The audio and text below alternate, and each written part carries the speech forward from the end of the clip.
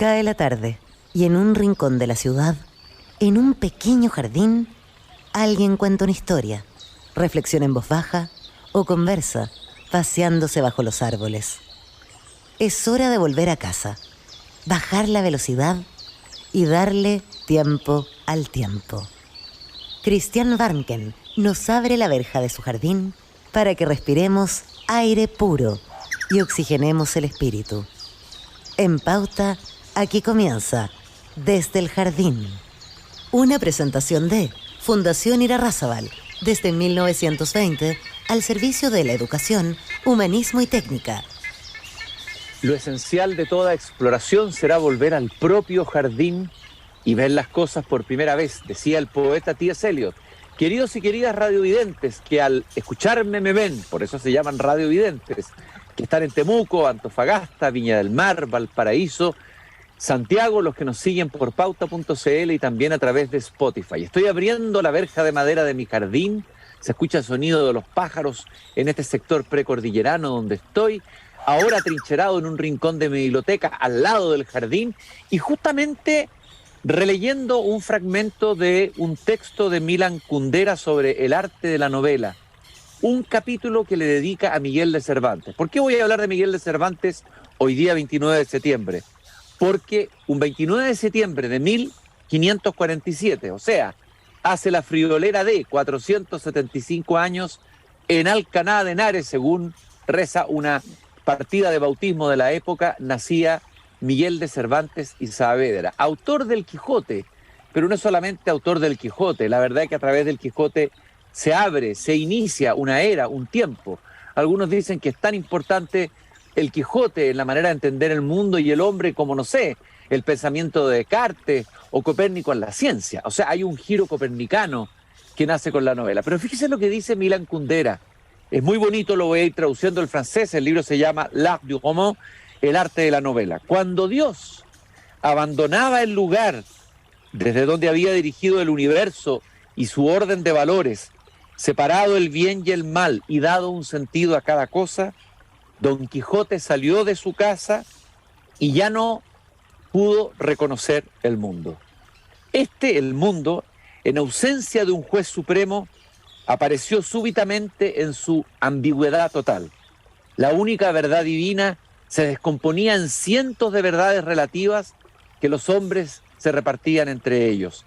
Así, el mundo de los tiempos modernos nacía y la novela, imagen y modelo de los tiempos modernos, nacía con él. Milan Kundera, el arte de la novela. Y vamos a conversar sobre Miguel de Cervantes, vamos a ver qué es lo que sabemos de él, pero de su tiempo, de la literatura que produjo, además del Quijote, y desde luego del Quijote mismo, con una gran profesora de literatura, escritora, que ha declarado que Cervantes es mi verdadero amor, es el nivel más alto del mundo. Uno en literatura como lector siempre tiene sus amores, ¿no? Y bueno, tiene sus amantes también, ¿no? Ana María Maza Sancho, profesora de castellano, Universidad de Chile, magíster en literatura, estudios doctorales de la Universidad Complutense de Madrid, fue coordinadora de Relaciones Internacionales y asesora de la dirección de la DIVAM, entre otras cosas, gran profesora. Eso yo lo sé porque dirigí una escuela de literatura con un amigo hace unos años atrás y los alumnos daban testimonio de esta gran profesora, alumnos millennial, que les había abierto el mundo de la gran literatura del siglo de oro, del mundo clásico español, etcétera, autora de la novela El Jardín de las Delicias, también del ensayo El Mundo Abierto de Shakespeare, editado por la Universidad Finisterre el año 2017, Poesía Chilena, otro libro de ella, siglo XXI, y acaba de publicar un libro de cocina del que hablaremos en algún momento, la cocina, el medioevo, etcétera. Ana María, qué gusto de tenerte esta tarde aquí en mi jardín. Oh, bueno, estar en tu jardín es un privilegio y además contigo y hablando de Cervantes, o sea, estoy en un momento de epifanía, como dices. Pero que, oye, de epifanía. A ver, vamos por parte, primero que nada. Tú dices que Cervantes es tu verdadero amor. Es bonito declarar primero ese amor para ir hablando después de por qué te enamoraste de Cervantes, cuáles son las causas de ese amor. Mira, el amor a Cervantes ha sido progresivo, porque eso es lo interesante, ¿no? Desde el Cervantes de mi infancia, revisado en unos libros de mi abuelo, que trajo de España, pues trajo el Quijote en una edición de comienzo del siglo XX, y yo lo veía, ¿no? Y la lectura ya fue posterior, y cada vez más los encuentros con Cervantes se dieron por repetidas lecturas y por las visiones extraordinarias de algunos profesores también, que tuve el privilegio de tener en España cuando estudié en España muy joven. Entonces desde ahí se me generó una especie de deslumbramiento que tiene que ver con elementos que se encuentran en su propia obra literaria, pero además en el contexto de admiración que me produjo acercarme a los datos de la vida de Cervantes. O sea, Cervantes como el Miguel de Cervantes y Cortinas, si hubiera usado el apellido normal de su madre, que después lo transformó en Saavedra, fue un hombre excepcional. Entonces eso me fue estableciendo una especie de enlace profundo entre las características humanas que tenía este escritor y la dimensión de su obra. O sea, también la manera de entender esa riqueza, esa comprensión, esa templanza, al mismo tiempo perspectivas críticas.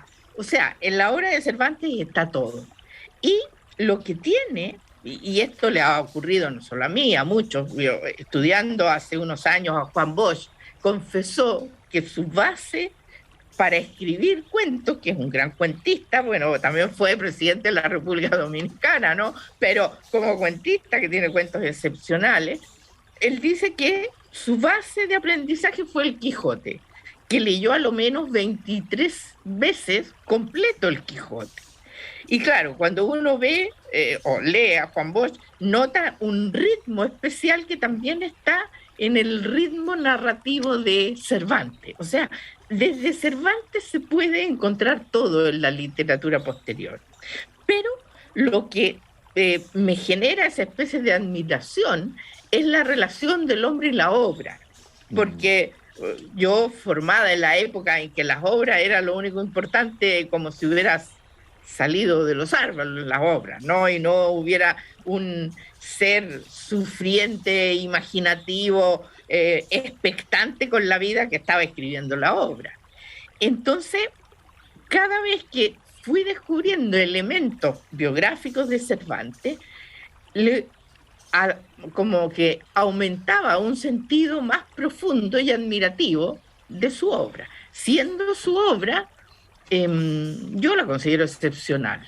Como te digo, no, yo no he contado las veces que la he leído, pero ya con tantas clases, eso de entrar como en el lenguaje, en el ritmo, en la ironía, no, es, ya te digo, casi inabarcable. Ana María, vamos a llegar de todas maneras al Quijote. Estoy ansioso porque son tantas las cosas que quiero preguntarte. Vamos a tener que hacer varios programas sobre Cervantes probablemente. Sí, yo... Pero mira, lo primero es lo que me despertó más la curiosidad, sobre todo, y los que nos están escuchando probablemente, es primero saber del autor. A ver, de lo que sabemos de este autor, de este personaje que opta por combatir en Lepanto. Este personaje, aparentemente tú nos contarás que estuvo preso en Argel, que tenía, parece, unas hermanas, no estoy seguro, que además... que tuvo fastidiosos trabajos, bastante prosaicos algunos, ¿no? Que además mantuvo, alguien dice, un orgulloso aislamiento dentro del mundo literario en que se movía. A ver, ¿quién era Miguel de Cervantes? ¿Quién era verdaderamente Miguel de Cervantes? Bueno, claro, eso como desde toda la perspectiva, ¿quién es? Como decía Unamuno, ¿no? Hay tantos, Sí. hay tantos yo que no se Sí, puede. hay un programa que yo veía cuando niño en Televisión Nacional, era muy chico, que decía, ¿quién es realmente usted? Un poco esa es la pregunta. Pero mira, de Cervantes hay poca información, así como hay otros escritores que están como muy fundamentados, se sabe de la familia perfectamente, dónde estudiaron. El caso de Cervantes es un caso curioso porque correspondería a un sector social de la España de la época que se ha caracterizado como los cristianos nuevos, ¿m? Que era un sector de familias que provenían de conversos judíos al cristianismo en el siglo XV, que asumieron la fe cristiana, se quedaron en España, luego de la expulsión que hicieron los reyes católicos de aquellos judíos que mantuvieran su fe. Entonces, quien se quedaba en España tenía que convertirse al cristianismo. Pero esto los dejó marcados a las familias, y fueron marcados, bueno, se cambiaron apellidos, casi todos los apellidos que tienen un sentido religioso en castellano, ¿no? Santa María, Santa Cruz, todo eso son apellidos de familias conversas. El caso de Cervantes también sería y eso los marcó mucho, porque bueno, no, había como un prejuicio que ha ocurrido en todas las épocas. Entonces, los cristianos nuevos tenían prejuicio para los tipos de trabajo, para realmente si eran o no creyentes. Y la familia, el padre de Miguel era un médico, pero un médico que no estudió, sino que aprendió desde la práctica, lo que era ya una tradición de la familia judía. Pero eso llevó justamente que se marcara como una familia distinta a la de los cristianos viejos. Por eso que es muy interesante en el Quijote, porque Don Quijote es cristiano nuevo, es este ser que está como fuera del mundo, un poco idealista, porque él nunca dice que es. En cambio, Sancho Panza dice que es cristiano viejo. Él establece su condición de cristiano viejo, ¿no? Entonces, por eso estas identificaciones que se van dando de la vida a la obra. La familia, por efectos de no sé, una familia numerosa, un padre con problemas de dinero, tuvo que hacer itinerancia por España. Se dice que se iba de un lugar, eran tantas las deudas de un lugar que después la familia se iba a otra ciudad. Como no había internet, bueno, no se lo podía pesquisar, ¿no? Y de ahí, cuando ya tenía deudas suficientes, se iba a otro lugar. Entonces, de la infancia no se sabe tanto, pero sí que ya desde niño, con su familia, por efectos del padre, recorrió distintos lugares, aunque habría estado en Sevilla estudiando y en Valladolid, que eran ciudades fundamentales.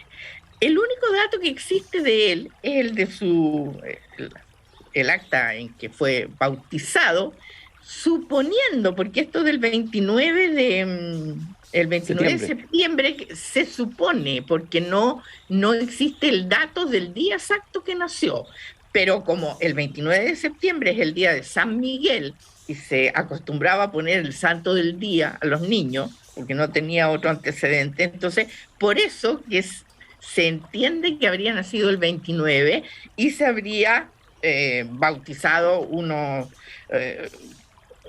días, son como 10 días después lo bautizaron, que esa es la fecha. El único dato que es muy interesante que hay de Miguel es el que dejó escrito un profesor, yo que soy entusiasta de los profesores, no, que fue un profesor de Madrid que lo tuvo de alumno. Si no lo hubiera escrito el profesor, no se habría sabido que estudió lo que sería los estudios secundarios en Madrid, porque este profesor, con ocasión de la muerte de la esposa de Felipe II, Isabel de Valois, les pidió que escribieran poemas, y ahí escribió 2 poemas Miguel, y este profesor, que era encargado además de imprentas en Madrid, decidió publicar estos poemas, donde nombró a su caro llamado discípulo Miguel de Cervantes. Entonces, ese es el único dato que tenemos. Pero, por eso que entre esta condición un poco tránfuga que tenía la familia, ¿no? Lo afectó. No pudo estudiar en la universidad y luego se supone que tuvo un conflicto con otro donde lo habría herido. Y eso lo llevó a tener que salir de España, lo que fue una bendición para Miguel porque llegó a Italia Y en Italia recorrió, bueno, tenía una capacidad lingüística extraordinaria, eso lo va a comprobar después. Entonces trabajó de secretario de obispos que después llegaron a cardenales. Y a través de este trabajo acompañaba a estos importantes señores italianos, algunos de origen español. Entonces conoció Italia y pudo ver la pintura italiana, la arquitectura italiana del siglo XVI. Ahí te iba a preguntar algo específico. Extraordinario para él. ¿En qué sentido la cultura italiana, el mundo italiano dejan una impronta en Cervantes? Completamente, porque lo que él conoce, vive, experimenta, lee ahí, es la cultura del Renacimiento italiano. Y entonces Cervantes se forma en la concepción ideológica artística del Renacimiento, con todo lo que esto significa, el idealismo, el sentido de la temporalidad, la armonía, la búsqueda de orden, el equilibrio desde las pasiones hasta los conflictos políticos, porque Cervantes es un hombre del Renacimiento. Y por eso que después le va a costar adaptarse al momento posterior, que va a ser ya el manierismo barroco, que es un periodo de conflicto donde él está como desajustado. Y en Italia, bueno, se dedica a leer, a ver. Hay algunas obras de Cervantes donde deja la huella de todo su conocimiento de Italia, como en el comienzo del celoso extremeño, una novela ejemplar, donde describe Italia y además él ama a Italia, ¿no? Siempre está en reflexión sobre la perfección artística y cultural que tiene Italia en el siglo XVI, para él. Bueno, todos sabemos y hemos escuchado el Manco de Lepanto y es parte de la leyenda. Además, esta idea atractiva de un escritor que estuvo en la guerra. Hay varios ejemplos en la literatura española de guerreros que son poetas, no sé, de Alonso Ercilla, Garcilaso de la Vega, bueno, hay muchos. Claro. A ver, su participación así brevemente en la guerra y qué significa esa experiencia para Cervantes, colocarla como en un contexto histórico y qué significa vitalmente para él. Cervantes, este hombre de letras, que es siempre la dicotomía del hombre de armas y de letras, que está tanto en el Quijote, se entera que hay un gran conflicto político con el Imperio Otomano. El Imperio Otomano ha decidido invadir España e Italia, que era el gran conflicto que tenía, bueno, en ese momento, ¿no? Felipe II con el hijo de Sulimán el Magnífico. Y entonces él voluntariamente se inscribe para ir de soldado. O sea, considera en ese momento que lo fundamental es participar en la guerra. Y se inscribe y va como un soldado raso. También en estas cosas especiales que nos hablan, porque él no tenía ninguna importancia ni política, ni apoyo familiares, nada. Entonces él considera que su deber, como lo va a decir después en el Quijote, que hay que defender la fe cristiana, luego todas las razones que da para ir o no a la guerra, que se las va a plantear el Quijote a otros personajes. Entonces que esto es fundamental, porque uno puede suponer, si el Imperio Otomano hubiera ganado la batalla de Lepanto, bueno, Italia no sería la que es hoy día, España tampoco, ¿no? Francia estaba afuera, Francia no entró en este conflicto, dejó que se arreglaran entre Felipe II y los otomanos. Entonces él va como soldado y también existe el dato que ese día, el día de la batalla, estaba muy enfermo. Él estaba con calentura, como dice él. O sea, estuvo tan enfermo que tuvieron que dejar un registro, ¿no? Y que le pidieron que se quedara socubierta, ¿no? Que no entrara a la batalla porque estaba con una fiebre terrible. Y que dijo el joven Miguel, es muy interesante el texto ese, dijo que ¿qué dirían de él? Que en el momento más decisivo él se iba a cuidar cuando él tenía que entregarse en defender, bueno, los intereses que estaba defendiendo el reino de España. Y bueno, en ese caso lo dejaron que se fuera a cubierta, estuvo en una zona de cubierta donde se comportó heroicamente y donde le dieron 2 arcabuzazos. Y eso está registrado, ¿no?, por el jefe del grupo al que él pertenecía, y se lo envían a don Juan de Austria, el hermano de Felipe II, porque merece una paga especial por su gran comportamiento, por su comportamiento ejemplar en la batalla de Lepanto. Entonces, bueno, eso da también un elemento importante para entender a este Miguel, que va a tener que estar 6 meses cuidándose de las heridas. La suerte es que eran perdigones, entonces le afectaron, no perdió la mano, le afectaron los músculos de la mano, y de ahí que quedó manco, pero estuvo 6 meses en un hospital en Italia. Y luego decidió seguir apoyando toda esta defensa que hacía España en el sur de Italia, que era parte del Imperio Español de la época. Y cuando vuelve, ahí va a quedar prisionero de los turcos. ¿Y esa prisión cuánto duró? ¿Y cuál es la impronta que deja también en él, de esa experiencia de haber estado detenido, prisionero en manos de los moros? ¿No es cierto? Él, contestándote lo que me preguntabas antes, él va a tener un orgullo muy grande de haber participado en Lepanto, porque hay en uno de los prólogos donde dice que lo trataban de viejo y de manco. Dice algo que yo lo uso ahora, como si hubiera estado en mi mano detener el tiempo. Qué hermosa esa frase. Precioso. Claro.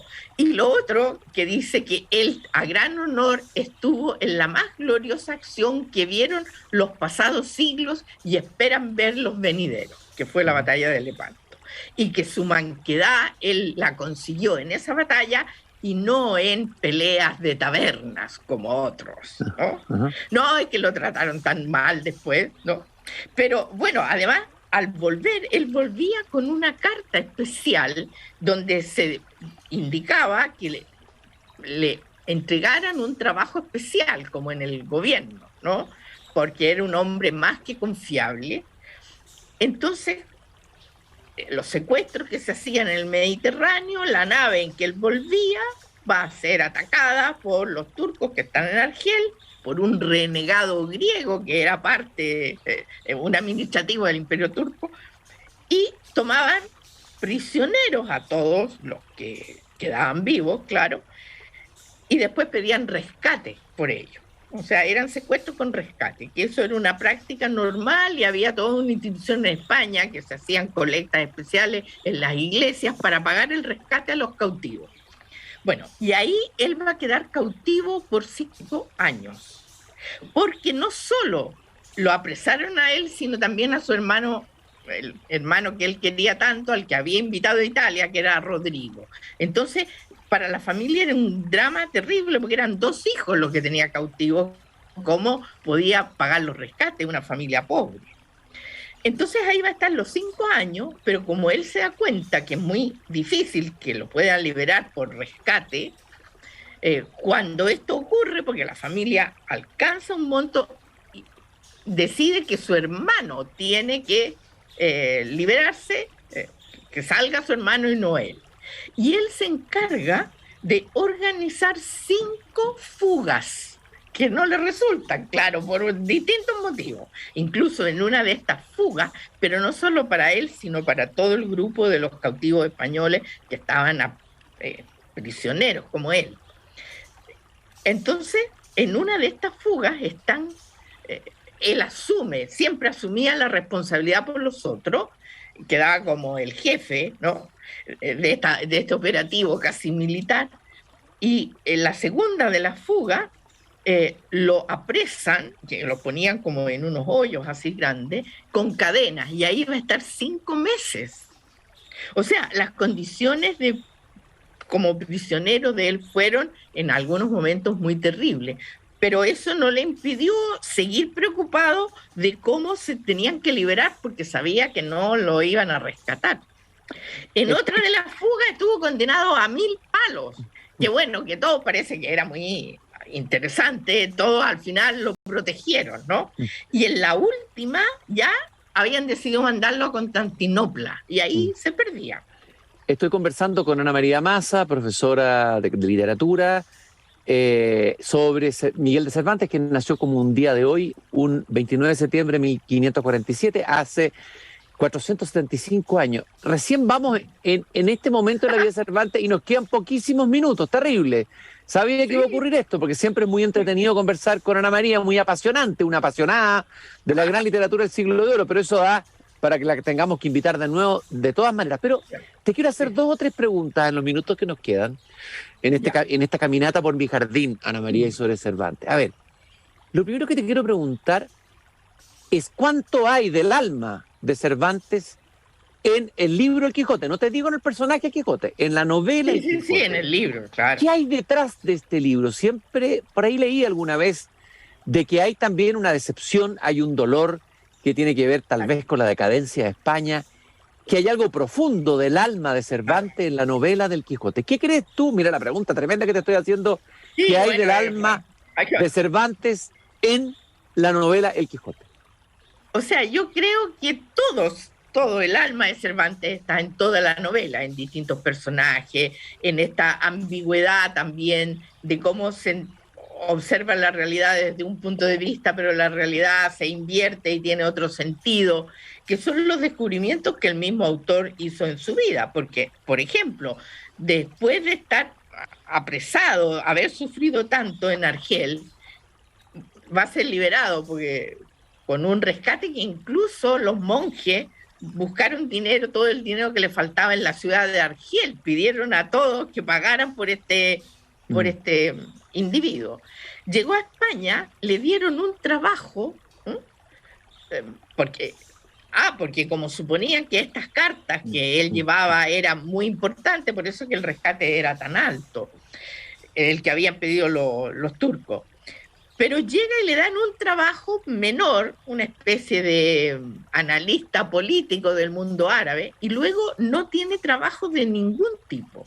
Entonces quiere hacer teatro, el teatro renacentista que él propone, se opone al de Lope de Vega y de otros, no le resulta nada de nada. Yo leí una vez en el Consejo de Indias, que estaba puesto en exhibición, la carta donde él pide un trabajo en las Indias. En el Consejo de Indias está la carta de Cervantes, donde él pide, porque había un cargo como de notario en Maracaibo, en Venezuela. O sea, oye, imagínate si Cervantes hubiera llegado a Latinoamérica, pero habría sido alucinante. Imagínate los efectos que eso habría tenido. Claro, caramba. Ya. No le contestaron la carta. Entonces, el desencanto de él es tan grande que no le resulta en el teatro.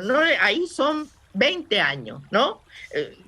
De desencanto permanente.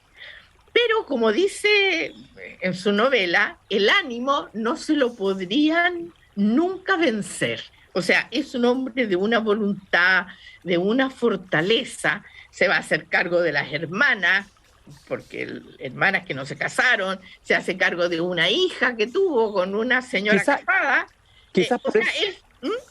Quizás eso explica lo que acabas de decir, que me parece muy interesante. Ese final, cuando Alonso de Quijada está muriendo y Sancho llora en su lecho, no quiere que haya muerto el Quijote, y le dice, no se muera vuesa merced, que lo peor que puede hacer un hombre es morirse, creo, de melancolía. No se puede dejar llevar y morir por la melancolía, ¿no? Tal vez ahí el mismo Cervantes que estaba hablando a sí mismo, ¿no? Claro, porque cuando está, finalmente yo creo que él, porque, ¿qué es lo que también dice en otro momento, en otro de los prólogos? Dice que aprendí a tener paciencia en las adversidades. Esa es que yo la aplico siempre. Yo digo, ¿qué diría Miguel aquí? Bueno, eso. Él aprendió a tener paciencia en las adversidades. Entonces, nunca se dejó vencer por las circunstancias terribles que vivió, hasta de trabajar como una especie de inspector de impuestos internos, que porque estaba mal la cuenta, estuvo preso ya viejo, ¿no? A 1598 estuvo preso en la cárcel de Sevilla, pero ahí, en la cárcel de Sevilla, tuvo la idea de El Quijote, de este viejo que está, una proyección de sí mismo, y que no se puede adaptar a ese mundo.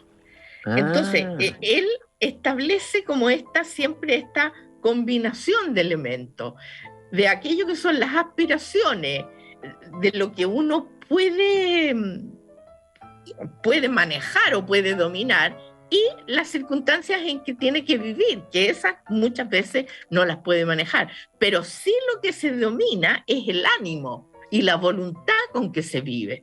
Por eso que se dice siempre en la novela, la voluntad no me la podrán quitar, aunque esto sea un desastre. Ana María, por último, Rosa Rossi, que escribió el libro Tras las huellas de Cervantes, dice en el capítulo que llama La soledad de Madrid, los últimos momentos, me imagino, Bueno. de Cervantes, dice: en los últimos años de su vida que transcurrieron en Madrid, a donde se había trasladado su hermana siguiendo la corte una vez más, Miguel de Cervantes hubo de padecer una gran soledad, la peor de todas, la soledad de la mente, cuando tienes que dar vueltas tus pensamientos en tu propia cabeza sin poder confrontarlos con los quienes están a tu alrededor, con los seres humanos a los que puedes alcanzar con su voz. ¿Soledad final de Cervantes? Mira, lo que pasa es que el desencanto y el desencanto que tuvo Cervantes con los jóvenes, con la generación siguiente, la de Lope de Vega, fue muy profundo, porque se burlaron todos de él, incluso porque eran novelistas, porque no era poeta. Pero lo que yo creo que en los últimos años de la vida, después del éxito que tuvo la primera parte del Quijote, después de la protección que vivió, ¿no?, de nobles intelectuales de la época, entonces él no tenía una especie de interlocutor intelectual, pero sí se sintió valorado. Y eso se demuestra en la segunda parte del Quijote, cuando incorpora la crítica que había recibido la primera parte del Quijote. Y eso lo escribió, 2 años antes de morir. Él ahí sabe que ha escrito una gran obra, y la segunda parte del Quijote, que es superior a la primera, es la que le concentra toda la energía. Entonces yo creo que, porque la publica 1 año antes de morir, ya estaba muy enfermo, él, al escribir esta segunda parte, que es una joya, ¿no?, ahí establece cómo era todo aquello que él buscaba de la literatura, de la política, el sentido del buen gobierno, el aprendizaje permanente en la vida, el sentido de el desencanto amoroso posible, cómo se acepta. No, la segunda parte, que es la que menos se lee, ya digo, perfecta. Entonces, él tuvo la lucidez maravillosa de concentrarse los últimos años de su vida escribiendo eso. Bueno, y tenía otros amigos como Góngora, que fue amigo de él, pero se alejó del mundo de los intelectuales de Madrid, dirigido por Lope de Vega, porque él sabía ya que él estaba en otra dimensión. Ana María, ha sido fascinante conversar contigo. Vamos a tener que invitarte de nuevo al jardín, vamos a tener que hacer varios programas, pero recorriendo y caminando con el Quijote, para que muchos de nuestros auditores que han querido, no han leído y saben que hay que leer el Quijote, lo lean con gozo, con alegría, con una buena guía. Así que se me ocurrió esa idea, de repente la vi. Fantástico. Y más adelante vamos a preparar eso, unas caminatas por el jardín hablando del Quijote. Pero por último, te quiero preguntar 2 cosas. Primero, aparte del Quijote, ¿qué otra obra crees tú de Cervantes tiene un gran valor literario y puede ser leída hoy y que no ha sido gastada por el tiempo? Esa es la primera. Y la segunda, ¿cuál biografía o estudio sobre Cervantes consideras tú el más valioso o el mejor que se haya escrito? Mira, de las obras, las obras de Cervantes, que son muy diversas. Hay obras que son los entremeses o los pasos, que son obras cortas, como La Guarda Cuidadosa, que son obras como para estudiantes de colegio, que se pueden representar con gran naturalidad hoy día. El paso de las aceitunas. Luego, lo que él tiene muy extraordinario son algunas de las novelas ejemplares, que eran novelas cortas que empezó a escribir antes del Quijote, incluso siguió escribiendo. ¿Cuál recomiendas de esa novela ejemplar? Mira, ¿Cuál te gusta más a ti? La que yo considero más perfecta que es como una tragedia muy interesante, es la novela que está dentro de la primera parte del Quijote, que se llama El curioso impertinente. Ya, perfecto. Es de una modernidad sorprendente. El curioso impertinente. De las otras tiene, el licenciado Vidriera también. Sí. El licenciado Vidriera y tal vez el celoso extremeño. Oye, y Coloquio de Perros también interesante, esos dos perros que se ponen a hablar.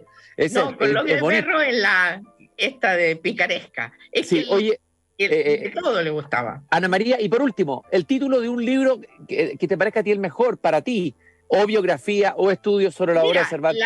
Lo que pasa es que yo he seguido distintos, pero hay uno de Asas, que es de apellido Asas, que es bien interesante, pero no estoy ahora, no, en lo último no te podría decir de lo más actual, porque se ha buscado mucho, con ocasión de los 400 años de la publicación del Quijote, se han escrito, pero ahí yo no estoy tan informada como para recomendar, pero bueno, es un autor de origen, de apellido árabe, que se llama Asas, que es uno de los expertos, que tiene muy buenos estudios sobre la biografía. Vamos a buscarlo. Ana María, yo te agradezco muchísimo este viaje, este recorrido. Quedan conversaciones pendientes sobre tu maravilloso libro sobre cocina, pero cocina y literatura, cine y cultura, y seguir hablando del Quijote de todas maneras. Gracias por haberme acompañado esta tarde en el jardín. Ana María, un gusto grande de haberte tenido aquí como invitada. Yo muchísimas gracias a ti por acordarte, ¿no?, de mi amor por el Quijote y Cervantes. Muchas gracias, Cristiana. Así titularía yo el libro, Conversación con una enamorada de Cervantes. Eso fue el título del programa. Un estudiante de una universidad, de un curso general, que me preguntó al final de la clase: dígame, profesor, ¿en serio usted se habría casado con Cervantes? Bueno, una pregunta que queda... Estoy exagerando, no sé. Ana María, muchas gracias por haber estado con nosotros. Nosotros nos encontramos nuevamente mañana aquí a las 8 de la tarde cuando vuelva a abrir la verja de madera de mi jardín. Hasta mañana. Ya, hasta mañana. Ya. Chao. Es hora de cerrar la verja de madera del jardín. Pero Christian Warnken la volverá a abrir todos los días de lunes a viernes a las 20 horas en Radio Pauta, cuando comience de nuevo Desde el Jardín. Una presentación de Fundación Irarrázaval, desde 1920 al servicio de la educación, humanismo y técnica.